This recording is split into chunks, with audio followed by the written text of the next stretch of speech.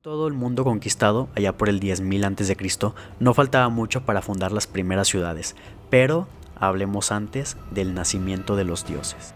Todos hemos visto similitudes entre una mitología con muchas otras, elementos similares que han dado origen a teorías conspirativas bien culeras. Para Raquel Acayer Rodríguez, doctora en Geología e Historia y no en blogueo pendejo de Facebook, esto se puede deber a una herencia homogénea que fue desarrollada en la prehistoria y que dio paso al desarrollo de múltiples religiones. No significa que todos adoraban a los mismos dioses, sino que el nacimiento de los dioses tuvo elementos similares que se heredaron de cultura a cultura durante la vida nómada. Esto lo podemos ver gracias a muchos estudios de antropología comparada. Bajo este método, y otros también de lingüística comparada, se ha rastreado el origen de muchos dioses. Primero, los hombres tuvieron en un inicio como símbolos espirituales al cielo, la tierra, el sol, la luna, las estrellas fijas y a los elementos. Estos evolucionaron hasta convertirse en diferentes dioses de muchas culturas. El origen de esto pudo deberse, según la teoría animista, a la creencia en el alma. Al desarrollarse un poco la conciencia, comenzamos a interpretar los sueños y a identificar patrones que lo relacionaban con la muerte. La primera interpretación del mundo fue de una vida cíclica. Te explico. Las personas creían que el mundo era plano, nada fuera de lo normal. Hasta hoy en día pasa. Entonces veían cómo el sol entraba e iluminaba la tierra y parecía morir lentamente en el horizonte, para después volver a renacer y traer luz. Entonces creyeron que como el sol iba y venía, nosotros teníamos que hacer lo mismo. Es muy posible que, con la dificultad de diferenciar entre la vida real con los sueños y la idea del inframundo que expliqué en el otro video, se haya dado la creencia en otra vida después de la muerte, y por eso los antepasados comenzaron a entrar a los muertos con sus pertenencias y a desarrollar rituales. Otra idea que surgió fue la del cielo como un ente poderoso, visible en cualquier parte, y se mantendría hasta la escritura de la Biblia: cuando levantes tus ojos al cielo,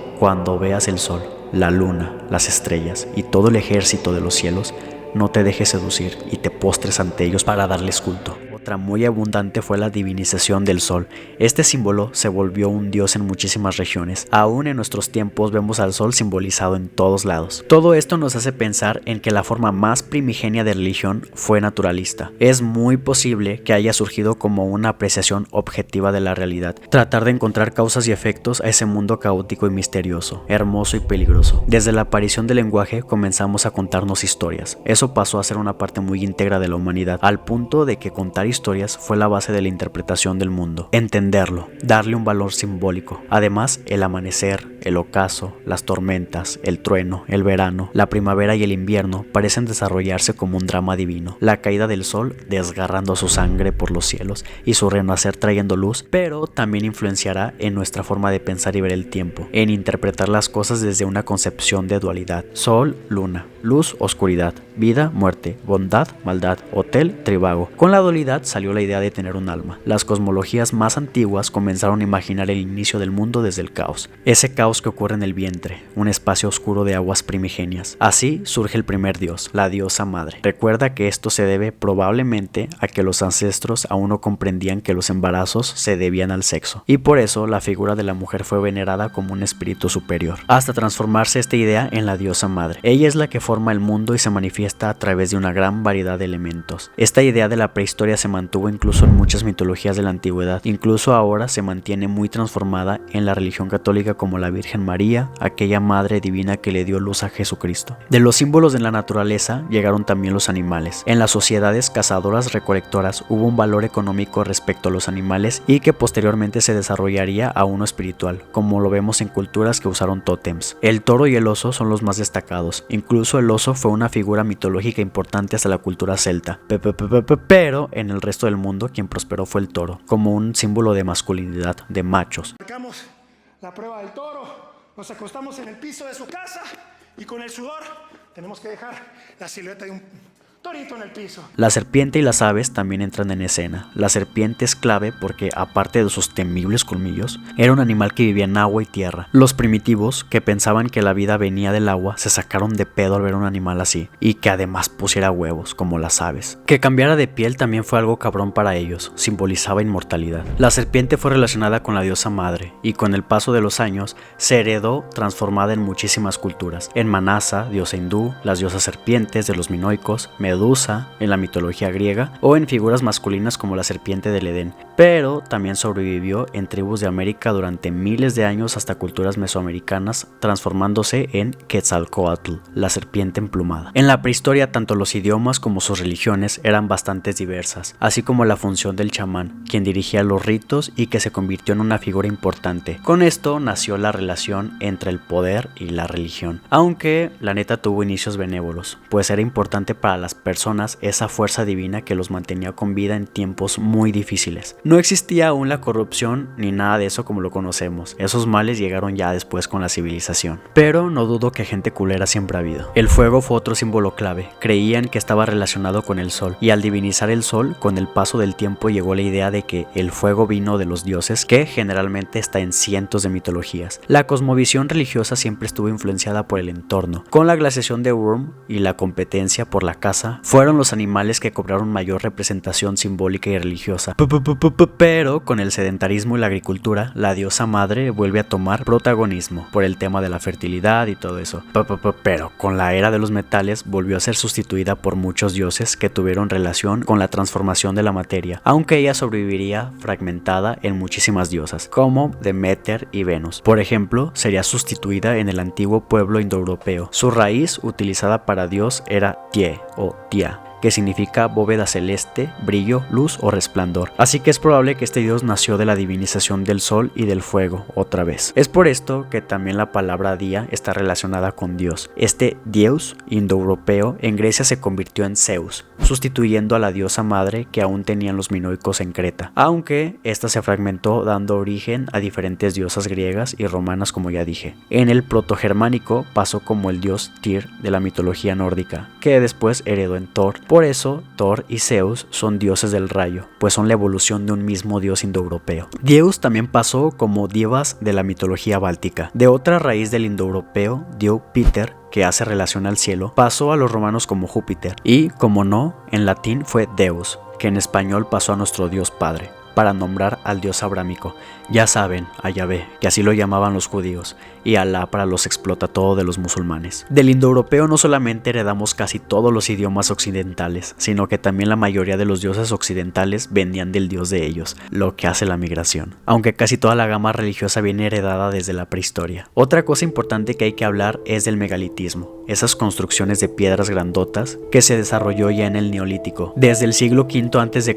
hasta la Edad del Bronce, normalmente en lugares planos, por lo que las piedras fueron traídas desde kilómetros. Tuvieron un propósito funerario y de ritual, como un culto a los antepasados.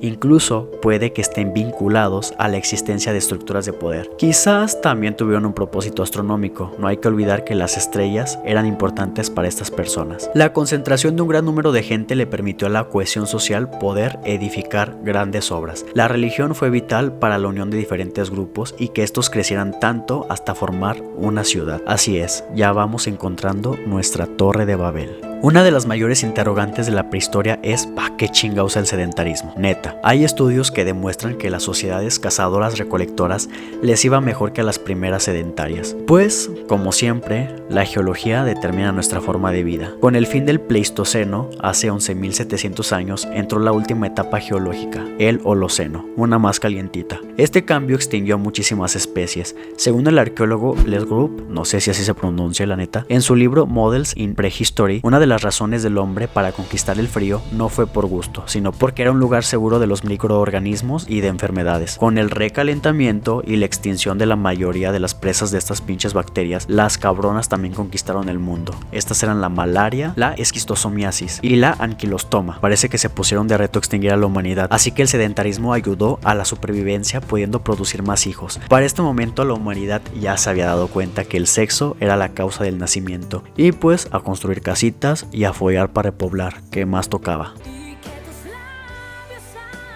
De hecho, la idea de que la agricultura fue la causa del sedentarismo ya es arcaica. Se sabe que el sedentarismo y la agricultura fueron procesos muy independientes. De hecho, cuando las sociedades cazadoras-recolectoras abandonaron el estilo de vida nómada, fue hasta cuando empezaron a descubrir la agricultura. La domesticación de las plantas y posteriormente la de los animales fue un proceso de 8.000 años, entre hace 14.000 y 6.000 años. Pero el primer animal domesticado fue el perro hace 20.000, aún en sociedades cazadoras-recolectoras. Vean la película de de Alfa, que muestra cómo sucedió. Es cine. En el creciente fértil, lo que se conoce como Egipto y Mesopotamia, comenzó a florecer la agricultura y el sedentarismo a pasos enormes, gracias a estas tierras tan fértiles y a los grandes ríos. Y como si de teoría conspirativa se tratara, al mismo tiempo también en Mesoamérica, en las altas tierras de Nueva Guinea y en China. Sabemos también que los animales salvajes son más grandes que sus parientes domesticados. Gracias a esto, y por estudios de ADN obviamente, sabemos que la domesticación de los animales para usos de ganadería comenzó hace 9000 años. Primero fueron las cabras, luego las ovejas y poco después el ganado vacuno. Con la cultura Mureybet ya podemos hablar de los inicios del Neolítico. Una de sus innovaciones fue el uso de la arcilla cocida para fabricar las estatuillas y también pequeños receptáculos en el 9000 a.C.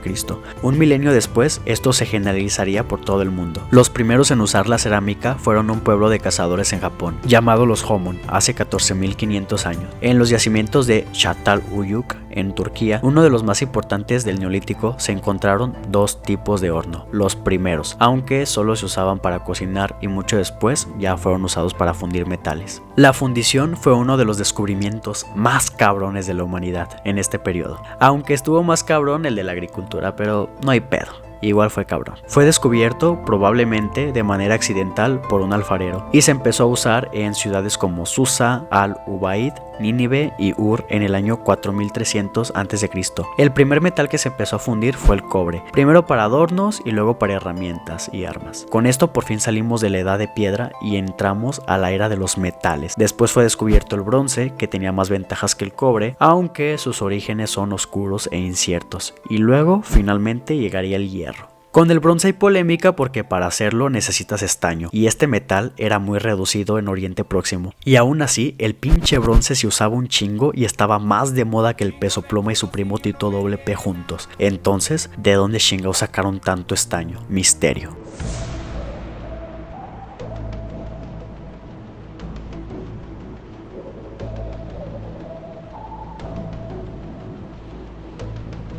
En fin, cosas de historiadores, allá ellos. O pregúntenle a los de History Channel. Te apuesto 100 varos a que ya han de haber dicho algo de aliens o alguna pendejada así. Pero hablemos del hierro. Ya se había descubierto cuando estaba de moda el bronce. Por alguna razón no conocían su alta resistencia. Uno de los primeros pueblos en conocer el potencial del hierro fueron los hititas. Pero su conocimiento se lo guardaron para ellos los chesijas persos. Hasta que los pueblos del mar los hicieron caca por el 1200 a.C.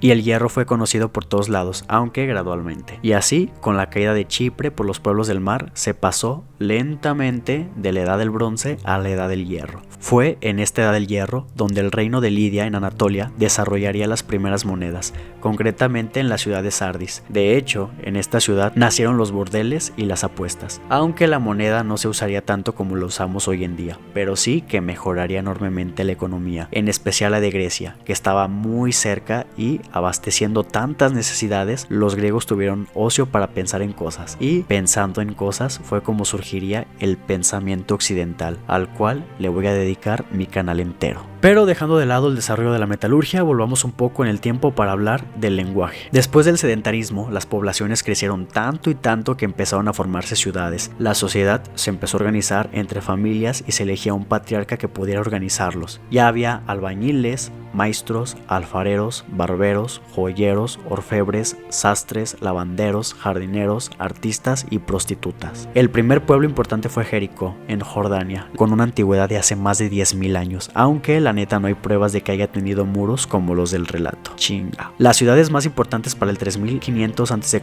comenzaron a ser centros de sabiduría. La más importante fue la ciudad sumeria de Uruk. A sus alrededores se encontraban también Ur, Eridu, Larsa, Nippur, Lagash, Kish, Babilonia y las elamitas Susa, Awan y Anshan. También tuvieron gobernantes llamados Ensi, que significaba señor de los campos. En estas ciudades, en el comercio se usaron tokens con figuras de la mercancía en cajitas de arcilla para recordar mejor el nombre de las cosas. Estas cajitas se convirtieron en tablillas de arcilla. Los dibujos se volvieron más complejos en la ciudad de Susa. De ahí se mezclaron con un sistema pictográfico de la ciudad de Uruk. Estos pictogramas ya simbolizaban algo, así como en nuestra época el corazón simboliza el amor y mierdas similares. Cuando se relacionaron con el sonido de una palabra, las demás palabras comenzaron a escribirse con ese mismo símbolo. Mira, te explico. Digamos que para la palabra T se empezó a usar una hoja para simbolizarle, pero si en otra palabra había un sonido como la palabra T, se usaba el mismo símbolo para ese sonido. Así una palabra como terraza tendría el símbolo del T, pero el símbolo no tendría relación con el significado, sino con el sonido. Esto hizo que en la ciudad de Shuruppak se invirtieran los símbolos para poder hacerlos de forma más práctica y rápida. Así, esta transformación llevó a los sumerios a desarrollar la escritura por el 3300 a.C. Con la invención de esta acaban los sondeos de la prehistoria y comienza la historia antigua.